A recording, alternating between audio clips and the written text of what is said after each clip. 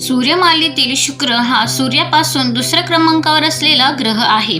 तो बुध नंतर आणि पृथ्वीच्या आधी येतो. आकाराने हा ग्रह पृथ्वीशी खूप मिळता जुळता आहे. शुक्राचा व्यास सुमारे 12,104 किलोमीटर आहे. शुक्र हा अंतर्वर्ती ग्रह आहे कारण त्याची कक्षा सूर्य आणि पृथ्वी यांच्या दरम्यान आहे. शुक्राची सूर्याभोवतीची भ्रमणकक्षा जवळजवळ वर्तुळाकार आहे, जी इतर ग्रहांच्या लंबगोलाकार कक्षेपेक्षा थोडी वेगळी आहे. सूर्यापासून त्याचे सरासरी अंतर सुमारे 108 दशलक्ष किलोमीटर आहे. या ग्रहाचे वातावरण अत्यंत दाट आणि ढगांनी भरलेले असते, त्यामुळे सूर्यप्रकाश मोठ्या प्रमाणात परावर्तित होतो.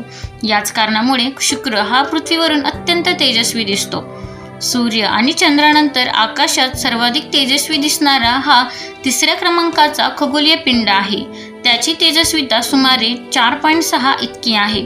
शुक्र सूर्याच्या खूप जवळ असल्यामुळे तो आकाशात सूर्याच्या दिशेकडेच दिसतो. त्यामुळे तो सहसा पहाटे किंवा संध्याकाळी क्षितिजाजवळ दिसतो.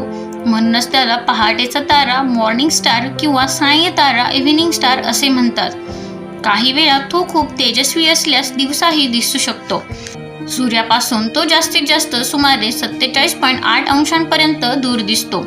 शुक्राच्या फिरण्यामध्ये एक विशेष वैशिष्ट्य आहे.